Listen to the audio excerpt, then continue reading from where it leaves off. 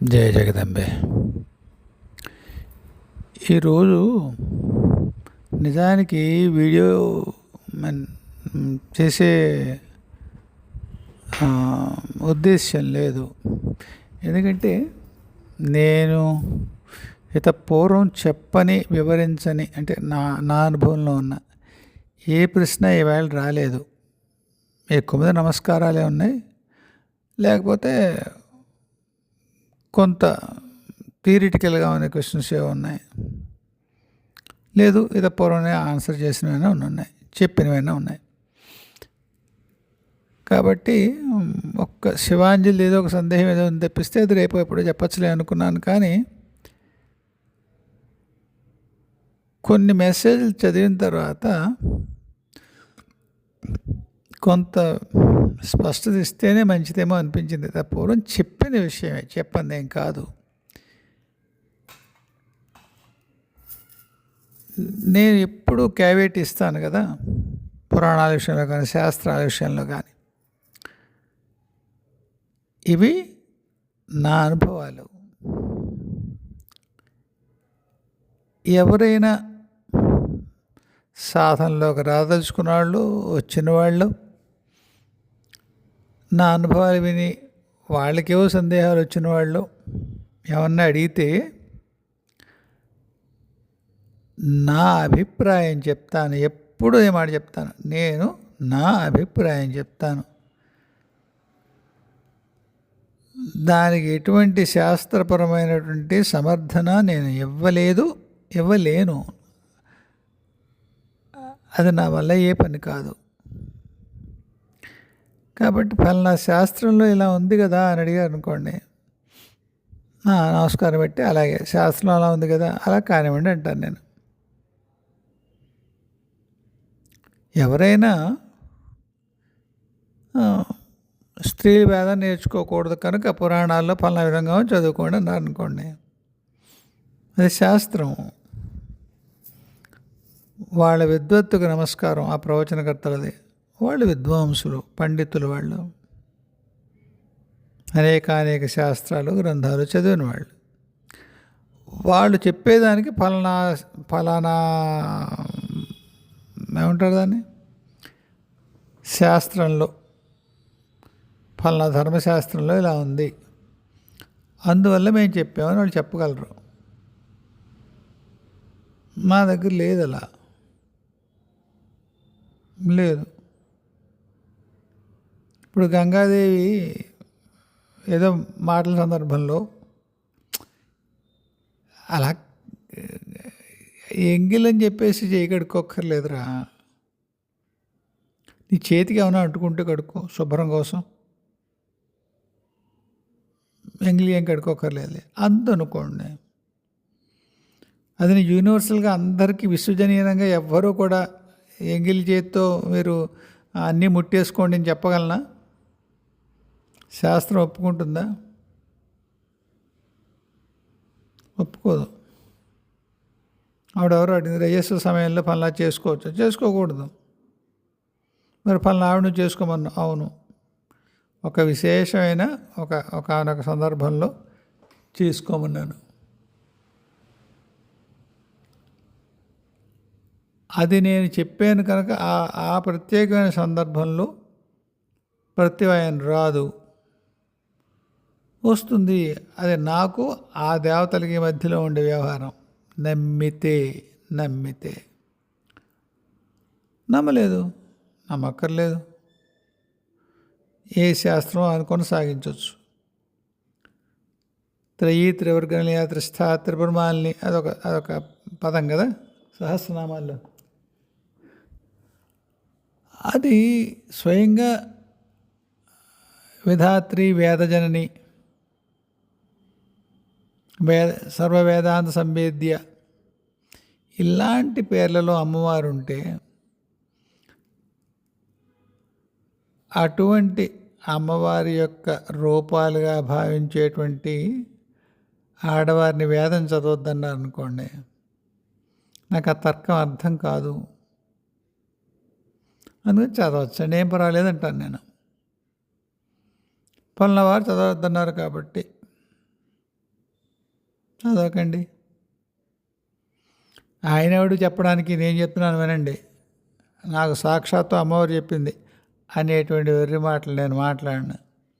నా అభిప్రాయం నాకు చెప్పబడింది, అది విశ్వజనీయంగా అందరికీ చెప్పడానికి ఉండదు, చెప్పను కూడా.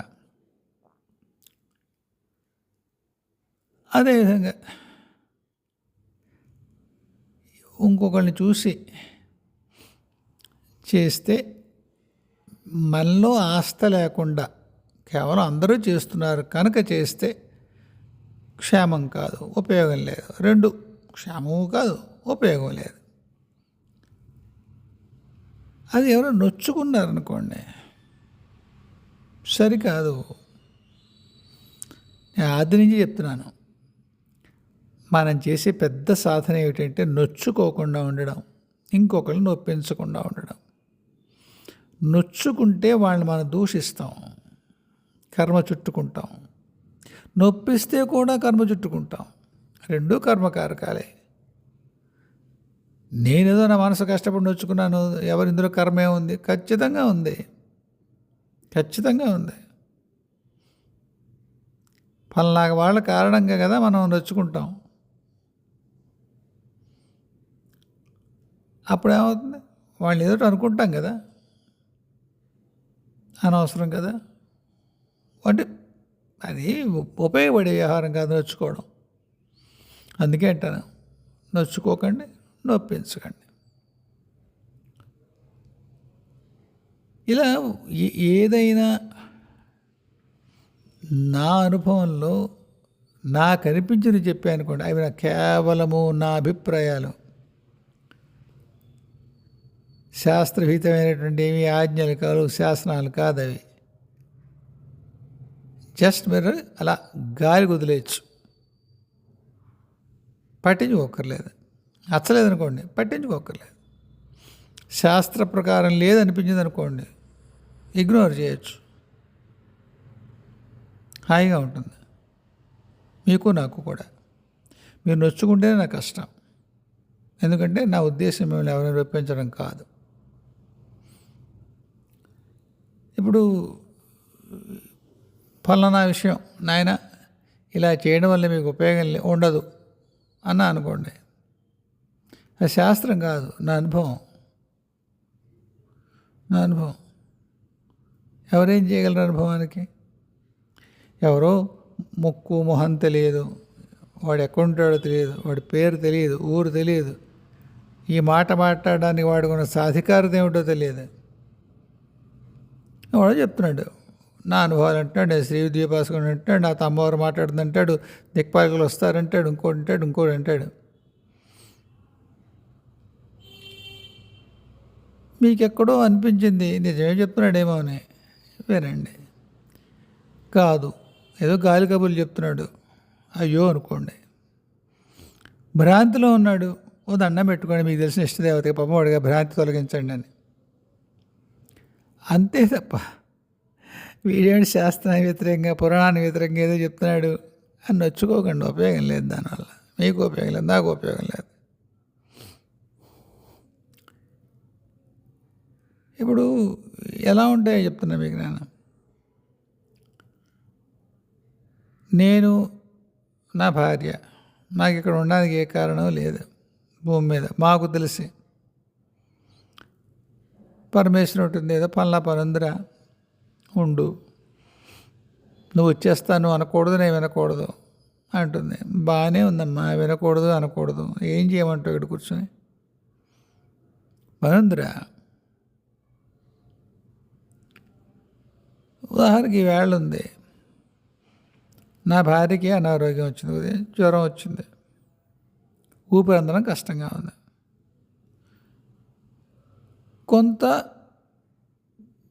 కొంత దైవీ రూపాలేవో రావడం కారణం చేత వాట్ల ఫ్రీక్వెన్సీ మనకి కొంత మిస్మ్యాచ్ ఉంటుంది కనుక కొంత ఊపిరి ఇబ్బంది అవుతుంది. కొంత ఏదో జ్వరం ఉంది, దానివల్ల ఊపిరి ఇబ్బంది అవుతుంది. పూజ చేసుకోలేమో అనే పరిస్థితి. ఏం చేయాలి? డాక్టర్ దగ్గరికి నేను తీసుకెళ్ళాను, హా, దైవద్వా నా మేనల్లుడు ఒకడు డాక్టర్, వాడికి ఫోన్ చేశాను. వాడు అప్పటికి హాస్పిటల్లో ఉన్నాడు. ఎరా ఏమైనా ఇన్వెస్టిగేట్ చేయించాలా, ఏమన్నా ఎక్కడ చూపించాలా, ఎక్కడ తీసుకెళ్ళాలి, ఏమిటి వ్యవహారం, ఏమిటి లక్షణాలు, పలానా సరే ఈ మందులు వేయి, తర్వాత 2 గంటల తర్వాత చెప్పు, తర్వాత గంట తర్వాత చెప్పు, తర్వాత మళ్ళీ గంట తర్వాత చెప్పు. అప్పుడు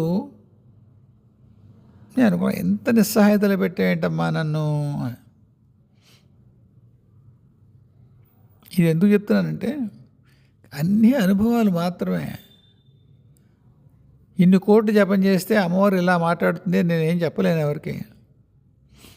నాకు ఏ మంత్రశాస్త్రం రాదు. ఇన్ని కోట్లు నిజంగానే జపం చేశాను అనుకోండి, నేను అటు శాస్త్రంలో ఎటువంటి ప్రవేశం లేదు. ఏ మంత్రానికి ఏది సంపుటీకరణం చేస్తే, ఏ పల్లవాలు పెడితే ఏం జరుగుతుంది నేనేం చెప్పలేను. నవాభరణంలో ఉన్నటువంటి దేవతల యొక్క ప్రాశస్త్యం వివరించము, 20 మార్కులకు వస్తున్నా 6 మార్కులకు వస్తున్నానని ఆన్సర్ చేయలేను, తెలియదు. సరే, కథలో వెనక్కి వస్తే ఎంత నిస్సహాయతలో పెట్టేట నన్ను. కళ్ళు కనిపించవు, నేను కళ్ళే ఉంటే నేను ఇంకోలా ఉండేమో, నేను తీసుకెళ్తామో ఏదో హాస్పిటల్కి. వెంటనే అందే ఆవిడ, చెప్పు ఆ మాట బాగానే ఉందా, నువ్వు వాడిన పదం, ఎక్కడ నిస్సహాయుడు నువ్వు, కదలలేను కదమ్మా, ఎవరినో అడగాలి. అడుగుతావు ఏమవుతుంది, అడుగు, వస్తారు చేస్తారు అవసరాన్ని బట్టి. అంత ప్రమాదం లేదు ఏమీను, నేనే చెప్తాను నీకు, ఏ ప్రమాదం లేదు. ఏదో వైరల్ ఫీవర్ ఏమో ఆవిడే చెప్పింది. వాడి వెళ్ళు, మా మేనల్ని పేరు చెప్పి వాడికి ఒకసారి కనుక్కొని, వాడు ఏమైనా మందు చెప్తాడు నువ్వు చూడు. ఒకసారి ఆవిడే చెప్తుంది మందు. ఫలానాది అడిగావు, ఫలానా దేశం గురించి ఇలా అడిగావు, అయిందా?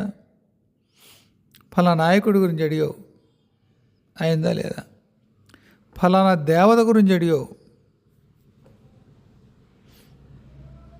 లేదు. ఫలానా మహా ప్రాధాన్యం, విశ్వ ప్రాధాన్యం కలిగినట్టుదో లేకపోతే ప్రపంచ ప్రాధాన్యత కలిగిందో ఏదో అడిగావు నువ్వు, అయ్యాయా లేవా? నిస్సహాయుడు ఎలా అయ్యావు నువ్వు సంకల్పం చేస్తే అది నేను చేస్తున్నానా? ఇప్పుడు చేయలేదు, ఇప్పుడు నీకు అది అక్కర్లేదనుకున్నానేమో, లేదా వేరే పని ఉందనుకున్నానేమో. అలా నువ్వు ఇప్పుడు ఏ స్థితిలో నువ్వు ఉన్నావో దానికి ఏ కారణం ఉందో నాకు నేను చేయలేనా? నాకు నీ పిలుపు వినిపించదా?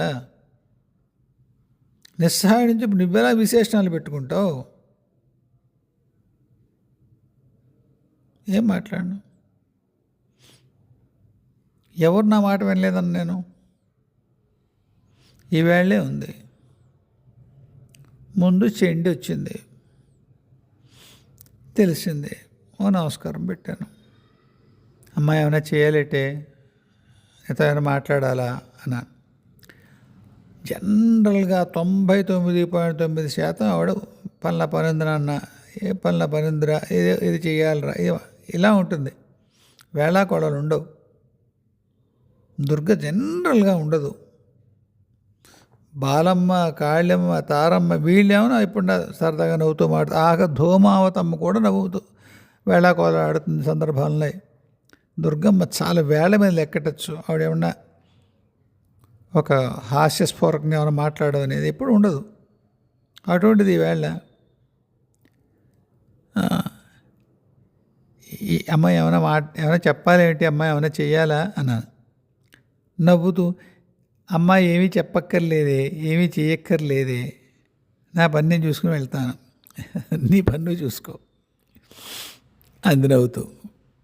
ఊరిని మంచి మూడ్లో ఉంది ఈవిడ అనుకుని సరేనమ్మా అన్నాను. 5 నిమిషాలు రాలేదు, చాముండాది వచ్చింది.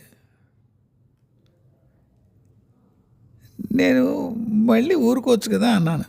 అమ్మాయి ఇద్దరు వచ్చారేమిటి, విశేషం ఏమిటి అంది. ఇద్దరు ఒకేసారి, ఇద్దరూ వచ్చేమే, విశేషం ఏమీ లేదు, మా పని మేము చేసుకెళ్తాం నీ పని నువ్వు చూసుకోవే అని నవ్వారు. ఏ పనో తెలియదు. అమ్మలు వచ్చి మాట్లాడి ఏమి నిజంగానే పర్పస్ ప్రయోజనం ఏం తెలియదు నాకు ఎందుకు వచ్చారో, కానీ వచ్చారు, మాట్లాడుతున్నారు, నవ్వుతూ ఏదో వేళకోళం ఆడుతున్నారు. నేను ఎలా చెప్పను నిస్సహాయుడని? ఎవరు వింటారు? కౌండిన్య మహర్షి వచ్చారు. ఎందుకు వచ్చారో నా బంధువులు ఎవరికి కూడా ఏమీ ఆయన గోత్రంతో ఎవరు లేరు, ఏమైనా చెప్పడానికి వచ్చారేమో అనుకుంటే అడిగాను అక్కడికి, మహర్షి ఏమన్నా మా గురువుగారు చెప్పారని చెప్పాను కదా, వచ్చిన వాళ్ళకి నాకేం కావాలి అని లిస్ట్ చెప్పకుండా వాళ్ళకి ఏం కావాలో కనుక్కోని. గత కొన్ని ఏళ్ళుగా అదే పని చేస్తున్నాను. అడిగాను మహర్షి ఏమైనా చేయాలా అని. పని మీద వచ్చేయండి నాన్న, నేను పని చేసుకెళ్ళిపోతాను. ఏం పని చేసుకెళ్తారు? కొన్నిసార్లు అర్థమవుతుంది, ఒక్కసారి ఎక్కువసార్లు అర్థం అవుతుందనే చెప్పాలి నేను, అలసి వాళ్ళు చెప్తే తప్ప. సాయంత్రం కాళమ్మ వచ్చింది, అదే సమాధానం. చాముండాదేవి వేరు, కాళి వేరు. కాళి వేరే, కాళి వేరే. కాళి యొక్క ఒక రూపం చాముండాదేవి, అవును, చండముండుల్ని చంపినటువంటి ఆ రూపం అది. మీకు గుర్తుంటే చండీ పాఠం చదివిన వాళ్ళకి ఉంటుంది.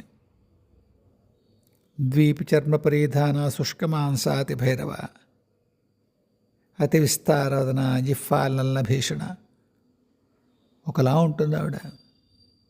అయితే ఈవేళ ఎలా ఉందా? నా దృష్టికి రాలేదు, నాకు తెలియడంగానే ఉంది. వేళ మహాభైరవం ఆవిడ రూపం, మాట అలాగే ఉంటుంది. అంచేత మరి అలా ఎలా ఉన్నారు వాళ్ళు? కాళమ్మ వేరుగా ఉంటుంది, కాళమ్మ అంత శుష్కంగా ఉండదు. అంటే కాళి ప్రాపర్ మామూలు దక్షిణ కాళి ఉంటుంది అనుకోండి, ఆవిడ పరిపుష్టావయవాలతోటే ఉంటుంది. అవేమీ ఇలా డొక్కులా ఉండి మెళ్ళో పకాపాల అలా ఉండదు. ఈవిడ ఉంటుంది అలా. ఈవిడ జుట్టు వేరుగా ఉంటుంది, పద్ధతి వేరుగా ఉంటుంది. ఓకే, చాముండది అలా ఉంటుంది అనుకోండి. దానికే ఇప్పుడు ఆరోపణ గురించి కాదు, కానీ చాముండా కాడు వచ్చింది, ఆవిడ పని ఆవిడ చేసుకుని. మామూలు దక్షిణ కాడు వచ్చింది, ఆవిడే ఏం చెప్పలేదు.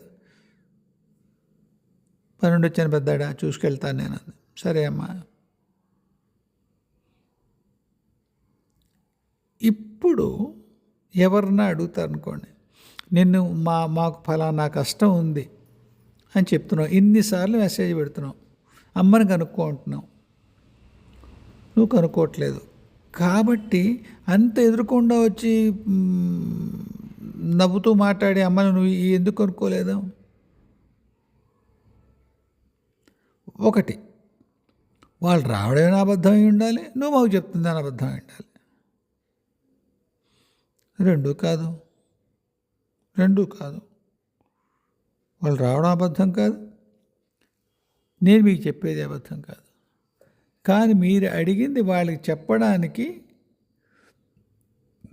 వాళ్ళే వెసులు పట్టిస్తారు. ఒకళ్ళు ముక్కు మొహం తెలియకుండా ఫస్ట్ టైం నన్ను ఏదైనా అడిగిన వాళ్ళు ఉంటారు, వాళ్ళకి అప్పటికప్పుడు నేను సమాధానం చెప్పిన సందర్భాలు ఉంటాయి. కాబట్టి ఎవరికేమైనా చెయ్యగలిగితే ఏమైనా ఉపయోగించేస్తాను. చేయలేను, ఇంకా మీకు ఆ టైం రాలేదేమో, పరమేశ్వరుడు ఇంకా నిర్ణయించలేదేమో. ఎవరికో చెప్తాను, నాయన శ్రీ విద్యా సాధనలోకి రావాలంటే మీరు కష్టపడలేకపోతే అవదు కనుక ఊరుకోండి. అంత మాట అన్నాయేమిటి, మమ్మల్ని మాకు చాలా బాధ కలిగిందని ఎవరో అన్నారు అనుకోండి, ఏం చెప్తాను నేను? శ్రీ విద్య మీకు ఏదో ఓ పిల్లాడి పెళ్ళికో లేకపోతే ఒక కోర్టులో ఏదో కేసు గెలవడం మరొకటి ఉందనుకోండి, ఓ బంగారంలో చేసుకోండి, మీరు ఎప్పుడు లేస్తారో మీ ఇష్టం. అది మీరు ఆత్మసాధన మార్గంగా శ్రీ విద్యలోకి వచ్చారనుకోండి, ఇది చివరిది, ఈ పైన ఇంకేం లేదు, మళ్ళీ ఇంకో జన్మ ఉండదు అనుకొని దిగారు ఇందులోకి. ఎన్ని జన్మలు శ్రీ విద్యోపాఠం చేయాలి, శ్రీ విద్యోపాసన చేయాలి, తర్వాత సంగతి అది మీకు అమ్మకి మధ్యలో ఉంటుంది. అది కాకపోతే శ్రీ విద్యోపాసన ఇది ఆఖరి జన్మగా ఉండాలి, ఇంకా జన్మ పరంపర నాకు వద్దు అనుకుని ఎవరన్నా సాధనలో దిగిన వాళ్ళు, ఈసరికి అనారోగ్యం ఉన్నవాళ్ళు, బాగా బారెడు పొద్దు ఎక్కితే కానీ లేవలేని వాళ్ళు ఉన్నారనుకోండి, వాళ్ళ ఆఫీస్ పనుల కారణం కావచ్చు, వాళ్ళ స్వభావం కారణం కావచ్చు, వాళ్ళ శరీరగత సమస్యల కారణం కావచ్చు, 1,00,000 కారణాలు ఉంటాయి. శ్రీ విద్యోపాసన చేస్తే ఇబ్బంది అవుతుంది ఆయన. ఈశ్వరికే మీకు అనారోగ్యాలు ఉంటే శ్రీ విద్య సాధన చేసేటప్పుడు ఆ ప్రకంపనలు వేరుగా ఉంటాయి కాబట్టి తట్టుకోవడం మరింత కష్టం. చూసుకోండి, వద్దురా అయ్యా అన్న అనుకోండి. అంత మాట ఎలా అంటావు, మమ్మల్ని రావద్దని అంటే అలా అంత తీవ్రంగా అడగలేదు వాళ్ళు. మమ్మల్ని రావద్దు నువ్వు ఎలా చెప్తావు, మాకు ఏదో చేసి రేపు పొద్దున ఎప్పుడు తరుద్దాం అనుకుంటున్నావు, నువ్వు మమ్మల్ని నిరుత్సాహపరుస్తున్నావు. కాదు, ఈ మార్గంలో నడుస్తున్నవాడిని కాబట్టి దీని ఆనుపాలను తెలిసిన వాడు నన్ను అనుకుంటున్నారు కనుక హెచ్చరిస్తాను. ఇందాక చెప్పాను ఇక్కడ నేను ఎందుకున్నాను నాకు తెలియదని. ఏదో పని చెప్పారు నాకు, ఆ పని ఇప్పుడు అయ్యేట్టుగా కనిపించడం లేదు. కనీసం నాకు అమ్మకి తెలిసి ఉండాలి, నన్ను ఇంకా ఉంచిందంటే, నన్ను నా భార్యని ఎక్కడే ఉంచిందంటే ఉండాలేమో, ఆ పని నాకు తెలియదు. ఒకానొక సందర్భంలో మీతో నేను పంచుకునే ఉంటాను ఈ మాట. ఎవరైనా ద్వారకా తిరుమల స్వామి ఏదో మాటలు వచ్చి అంతా ఏం ఉండేదిరా, ఇది ఇలా అవుతుంది కదా, అలా చేస్తారు కదా అంటూ చెప్పుకొచ్చాడు ఆయన. అయ్యో ఇన్నాళ్ళ టెక్నికల్ ప్రోగ్రెస్ అంతా పోతుంది అయితే అన్నాను నేను. నిజానికి అక్కడ విశ్వకర్మ లేడు మేము మాట్లాడుకున్నప్పుడు. అప్పటికప్పుడు వచ్చాడు ఆయన. అలా అంటామే, ద్వారకు ఒక్క రాత్రిలో కట్టాం, పనులన్నీ అయిన తర్వాత ఎంతసేపు కడతామేంటి అన్నాడు. లేదు టెక్నికల్ ఎక్స్పర్టీస్ పోతుంది కదా, ఒకలాంటి స్థితికి వచ్చింది కదా మానవ జాతి, మీరు పలానా విధంగా జరిగితే అదంతా ఇబ్బంది అవదా అని నవ్వాడు. ఇక్కడ ఉన్న శాస్త్రీయ ప్రగతి అంతా కూడా మీదే అంటావేంటి అన్నాడు. కనిపించేది అదే కదా అన్నా నేను. కాదు most of your inventions are by default, not by design. మీరు కొత్తవి ఏ ఆవిష్కారాలు చేసామని మీరు అనుకుంటున్నారు, ఎక్కువసార్లు అవి అకస్మాత్తుగా ఒకటి చేయబోతే ఇంకోటి జరిగి మీ దృష్టికి వచ్చింది. అది ఎప్పుడు అంతర్లోకాల్లోంచి మీరు మీ జాతికి, మానవ జాతికి అప్పుడు కొత్తగా అందవలసింది అంతర్లోకాల్లోంచి అందుతున్నదే. మీరు కనుక్కున్నవి ఏం లేవు. ఎవరి ద్వారా మీరు ఏం కనుక్కుంటారు, మేము ఏమైనా స్ఫురింపజేస్తే కనుక్కుంటారు. రామానుజన్ కథ చదివిన వాళ్ళకి ఎవరైనా తెలుస్తుంది. మ్యాథమెటిషియన్ రామానుజన్ ఉండేవారు కదా, ఆయన ఏమిటి నువ్వు వేస్తున్న ఫార్ములాలన్నీ ఏమిటివి అని అడిగితే దేవి చెప్తోందని వేస్తున్నానేవారు ఆయన. ఈనాటికి ఆయన చెప్పినవి ఇంకా అర్థం కాకుండానే ఉన్నాయంటారు ఆయన మ్యానుస్క్రిప్ట్లు చూస్తే. ఎక్కడి నుంచి వస్తాయి అవి? ఇదొక అనుభవం అనుకోండి, నేను ఏదో సందర్భంలో చెప్పాను అనుకోండి, అప్పుడు మరి ఇలా అన్నావు కదా, అవలేదు కదా, ఏం చెప్పగలను? ఇవి ఏ శాస్త్రంలో రాసి ఉంటాయి?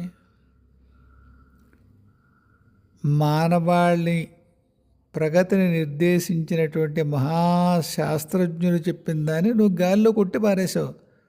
విశ్వకర్మ మరొక ఇంకోడో నీకు నీ భ్రాంతో తెలియని ఒక తొక్కలో పాత్ర ఎవడో వచ్చి మనుషులు చేసిందే ఉంది, పైనుంచి వచ్చిందన్నారు. కాబట్టి ఇన్ని శతాబ్దాల శాస్త్రీయ ప్రగతిని ఒక్క నీ భ్రమతో కొట్టి పారేసావు అన్నా అనుకోండి, ఏం సమాధానం చెప్తాను నేను? అందుకంటున్నాను, ఏ డిస్క్లైమర్, ఏ క్యావియట్. ఒక హెల్యూసినేషను, ఒక డిసల్టరీ ర్యాంబ్లింగ్ అనుకోండి, ఏదో సంధిప్రాయాలు ఏదో మాట్లాడుతున్నాడు, తోచక ప్రహ్లాదం అంతే అనుకోండి. అప్పుడు మీరు నొచ్చుకోకలేదు చెప్తుంటా. ఇప్పుడు ఎవరైతే నన్ను శ్రీవిధి చేయొద్దన్నావనో, లేకపోతే నన్ను ఏదో పలానా చదువుకోవద్దన్నావనో, నువ్వు ఇంకోటి ఏదో చేయొద్దన్నావనో, నేను ఏదో తరిద్దాం అనుకుంటున్నా, నాకు ఆసక్తి దాని మీద. ఆసక్తి లేకుండా వేరే వాళ్ళు చేస్తున్నారు కాబట్టి చేయొద్దు, అది ఉపయోగం లేదు అన్నాను. మీకు ఆసక్తి ఉండి చేస్తే మహారాజులా చేయొచ్చు. 100 మంది చేస్తున్నారు కాబట్టి చేస్తే మంచిదేమో అని ప్రయత్నం చేస్తే తర్వాత కొన్నాళ్ళ తర్వాత దాని ఎందు ఆస్థ లేకపోతే, మౌలికంగా మీకు దాని ఎందు ఆస్థ లేకపోతే వదిలేస్తారు. శ్రీవిద్య ఎలా మధ్యలో వదిలేయగలిగేటువంటి వ్యవహారం కాదు. అందుకు హెచ్చరిస్తాను శ్రీవిద్య విషయంలో. అలా ఏది చెప్పినా శాస్త్ర ప్రమాణాలు ఉండవు, నా అనుభవమే ప్రమాణం. అది నాకు, మీకెవ్వరిది ప్రమాణం కాదే. వినడం వినకపోవడం కేవలము మీ స్వేచ్ఛ. కాబట్టి బాటం లైన్ ఏమిటంటే, ఇందులో మీరు నొచ్చుకోవడం దేనికి? శాస్త్ర ప్రమాణం కాని విషయాన్ని ఎవడో చెప్తున్నాడు, వాడి అభిప్రాయం అది. గాలి కుదిలేయండి, మనసు కష్టపెట్టుకోవడం ఎందుకు? అందువల్ల ఏవైనా సరే కేవలము అనుభవాలు, వేటికైతే నిదర్శనం ఇవ్వలేనటువంటి అనుభవాలు ఏవైతే ఉంటాయో, ఎవరన్నా చెప్తే అలాంటి వాళ్ళు విని ఊరుకోండి, బాధపడకండి. మీరు అనుకున్న మీ నమ్మకాల వ్యవస్థకు అవి ఏమైనా భిన్నంగా ఉంటే పెద్ద పట్టించుకోకండి. అది నేను చెప్పదలుచుకుంది.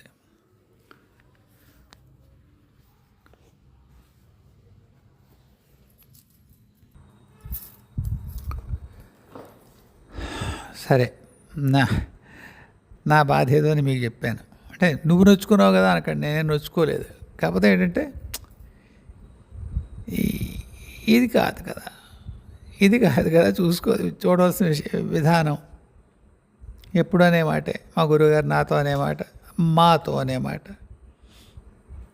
అర్థం చేసుకోకపోయినా పర్వాలేదు, అపార్థం చేసుకోకూడదని. సరే, శివాంజలి ఒక ప్రశ్న వేసింది, అది ఒక్కటి అడ్రస్ చేసి క్లోజ్ చేస్తాను. డిజావు అనేటువంటిది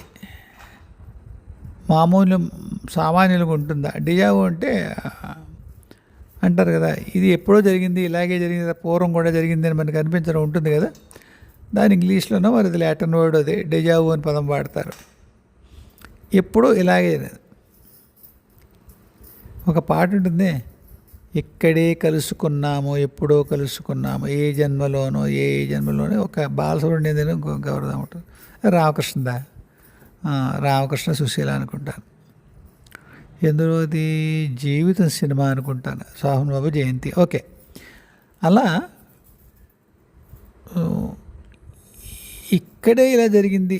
పూర్వం ఎప్పుడో మనం ఇలాగే కలిసాం, బస్ స్టాండ్లో ఇలాగే ఉన్నప్పుడు వాడు గోల్డ్ స్పాట్ సీసాలు పట్టుకొచ్చి పిల్లాడు అమ్మాడు, నీ వద్దురా అంటే ఒకటైనా తీసుకోండి అమ్మ అటు బతిమాలాడు. ఇది ఇలాగే జరిగింది ఎప్పుడు అనిపిస్తుంది. ఇది శివాంజలి ఒక్క మహాత్ములు జరుగుతుంది అనుకుని ఏం లేదమ్మా. నేను భారతంలో కథ నేను ఉటంకించాను, కానీ చాలాసార్లు మన అందరికీ జరుగుతుంది. సామాన్యులకి జరగడం ఏంటి? సామాన్యులకే జరుగుతుంది మొట్టమొదటి విషయం. మహాత్ములు తెలిస్తే జరిగితే వాళ్ళు తెలిసిపోతుంది కదా ఏమిటనేది.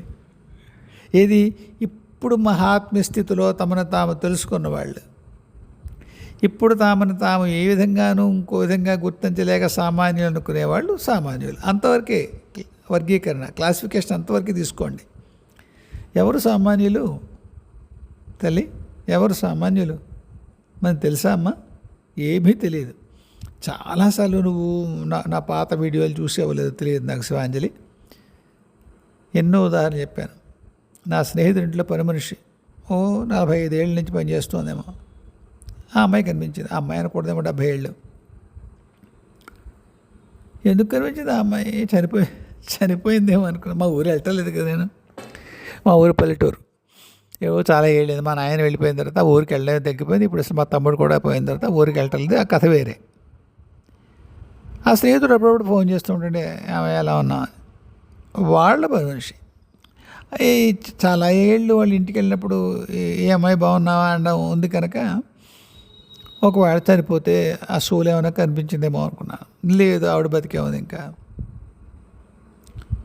మహర్షిని అడిగాను నేను, తాతగారు ఏమిటండి ఇది అని. మంచి సాధకురాలను ఆయన ఒకానొక కర్మ అనుభవించడం కోసం అలా పని మనిషిగా నీ స్నేహితుడి ఇంట్లో ఉంది. ఆ కర్మ దాదాపు అయిపోయింది. తర్వాత సాధనలో సమాంతరంగా ఒకానొక మంచి స్థితి అంటే అమ్మ ఏం ఏం చేయదు, ఊరికే గిన్నెలు తోముకుంటుంది అంతే. ఏ జపాలు చేయదు. గట్టిగా శ్రీరామ రామ రామ అనుకుంటుందో అనుకోదో, దాన్ని పెట్టుకుంటుందేమో రామాలయం నుంచి వచ్చేటప్పుడు ఏమన్నా. మరి సాధన ఎక్కడ చేస్తోంది తెలియదు నాకు. ఏ సూక్ష్మ భూమికల్లో ఆవిడ సాధన జరుగుతుందో తెలియదు నాకు. కానీ తాతగారు అన్నది ఒకటి, ఆ కర్మ అయిపోయింది దాదాపుగా. 2, సాధన సమాంతరంగా ఒకానొక మంచి స్థితికి వెళ్ళింది. అందుకు నీకు కనిపించింది. నాకెందుకు కనిపించాలి? నేను ఫలానా కనుక కనిపించాలి. Some protocol. ఓకే, అయిపోయింది. నా ఇంట్లో కుక్కలు ఒకళ్ళు కాదు బోల్డ్ మంది చెప్పారు. అంటే అంతర్లోకాల నుంచి మా ఇంటికి వచ్చిన సాధకులు కూడా. అవి ఋషులు అభిశప్తాలై మీద ఇంటికి వచ్చాయి. ఆ శాపం తీరేకి వెళ్ళిపోతాయి, కర్మ తీరేకి వెళ్ళిపోతాయి. ఒక కుక్క సామాన్యం కాదు, ఒక పని మనిషి సామాన్యం కాదు, మన ఇంటికి వచ్చే బిచ్చగాడు సామాన్యం కాదు. ఎవరి తల్లి సామాన్యులు? మనం ఎవరు సామాన్యులం కాదమ్మా. అందరూ సాధకులేక వేరు వేరు స్థాయిలో ఉండుంటాం. కిందటి జన్మలో అలవోకగా ఇతరకి ఉన్న నాకు దాదాపు 40-50 ఏళ్ళు వస్తే కానీ అటువంటి ఇతరకి రాలేదు. రెగ్యులర్ బేసిస్ రాలే. మరి కింద జన్మలో నేను చిన్నవాడిగా 7-8 ఏళ్ళ వయసులో నేను ఫలానా దైవతాంశని అని చెప్పగలిగేవాడిని. ఫలానా జరుగుతుంది భవిష్యత్తులో చెప్పేవాడిని. ఎంతమంది పిల్లలు పుడతారు 7-8 ఏళ్ళ వయసులో, నీకు ఫలానా పిల్లలు పుడతారు, ఎంతమంది పుడతారు, ఇలా ఉంటారు. ఆయన ఫలానా చోట ఇలా దెబ్బతిన్నాడు, ఆయన పడ్డాడు, లేచాడు, అరుగు మీద కూర్చుని. అటువంటి దృష్టి ఉన్న నాకు తర్వాత జన్మలో ఫ్రీక్వెంట్గా తరచుగా ఇతరికి యాస్ట్రల్ వ్యూస్ రావడానికి కొన్ని దశాబ్దాలు పట్టింది. ఇప్పుడు నేను సరదాగా కాసేపు సామాన్యుడిని కాదు అనుకుంటే కూడా వాదన కోసం, అంతకుముందు సామాన్యుడేనా? కాబట్టి అనుభవాలు లేనంత మాత్రాన, తెలిసి మన స్థితి మనకి తేలినంత మాత్రాన ఎవరు సామాన్యులు కారు తల్లి. అది సామాన్యులు కాకపోవడానికి నా వివరణ. ఇంకా డెజావు అంటావా? ఎవరికైనా జరగచ్చు. ఎందుకంటే అందరూ సాధన చేస్తున్న వాళ్ళమే, అందరూ అనేక యుగాల్లో జన్మలెత్తిన వాళ్ళమే. గుర్తున్న వాళ్ళే గుర్తున్నాయి, గుర్తులేని వాళ్ళు గుర్తులేవు అంటాడు. త్రేతాయుగంలో 10 లక్షల సంఖ్యలో వానరాలు ఉన్నాయట, నిజమేనా అంటాడు ఒక ఆయన తన గురువుని. ఆయన అంటాడు, అవును, ఆకాశము నేల ఎక్కడ ఖాళీ లేకుండా ఇసుకేస్తే రాలినంత మహావానర సమూహం నువ్వు చూసావు, నేను చూసావు, మనము ఉన్నాం అక్కడ ఆ యుద్ధంలో. నాకు గుర్తుంది, నీకు గుర్తులేదు. కాబట్టి గుర్తుండకపోవడమే తప్ప అందరూ అన్ని యుగాల్లోనూ పుట్టిన వాళ్ళమే ఎక్కువ శాతం. ఎవరైనా ప్రత్యేకించి పని కోసం మాత్రమే కిందకు వచ్చి, అంటే సాధనలో భాగంగా కాకుండా కిందకు వచ్చినప్పుడు తక్కువ జన్మలు ఉంటాయి. పూర్వం ఒక వీడియోలో చెప్పినట్టు ఏదైనా ఎక్కడైనా ఓ గ్రహాన్నో విశ్వాన్నో ఓ బ్రహ్మాండంలోనూ ఒక సమూలమైన ఒక కొత్త మార్పు ఏమైనా తీసుకురావాల్సి వస్తే అందులో నిపుణుడైన వాడిని ఇంకోటి పట్టుకొస్తారు. ఈ బ్రహ్మాండంలోకో, ఈ విశ్వంలోకో, ఈ గ్రహ సముదాయంలోకో వాళ్ళు ఇక్కడ వాళ్ళకి సహాయపడాలంటే కొన్నాళ్ళు వాళ్ళకి ఇక్కడ ఎక్కలమటైజ్ అవ్వాలి, ఇక్కడ న్యాచురలైజ్ అంటారు, ఎక్లమటైజ్ అంటారు కదా. అంటే అలవాటు పడాలి ఇక్కడ వాతావరణానికి, ఇవాళ సమస్యలు అర్థం అవ్వాలి. అందుకు కొన్ని జన్మలు తీసుకుంటాడు. సామాన్యుడిలా, వాడు సామాన్యుడు కాదు. కాబట్టి డెజావు అనేది అందరికీ ఎవరికైనా జరగచ్చు. ఎందుకంటే అన్ని యుగాల్లో మనం అందరం ఉన్నవాళ్ళమే. దానికి మహాత్ములే కానక్కర్లేదు. చెప్పానుగా, మహాత్ముడైన వాడికి కిందది ఏ యుగంలో తన అనుభవం మళ్ళీ ఇప్పుడు చూస్తున్నాడు ఆయనకి తెలుస్తుంది. అస్పదాదులకు తెలియకపోవచ్చు కాకపోతే సామాన్యులు ఎవ్వరూ కారమ్మ. అండ్ ఈ ఇతపూర్వం ఎప్పుడు ఇలాగే జరిగింది అనేటువంటి అనుభవం దాదాపుగా చాలామందికి చాలాసార్లు జరుగుతుంది. అది ఏమ్మా, సరే, ఈ పూటకి ఇంతే. రేపు ఎవరన్నా తెలుసుకోవాల్సింది, నేను చెప్పవలసిన ప్రశ్న ఎవరన్నా వేయడం జరిగితే కలుద్దాం, లేకపోతే ఆ సందర్భం వచ్చినప్పుడు కలుద్దాం. హాయిగా ఉండండి. జయ గురుదేవ్, జయ జగదంబే, స్వస్తి.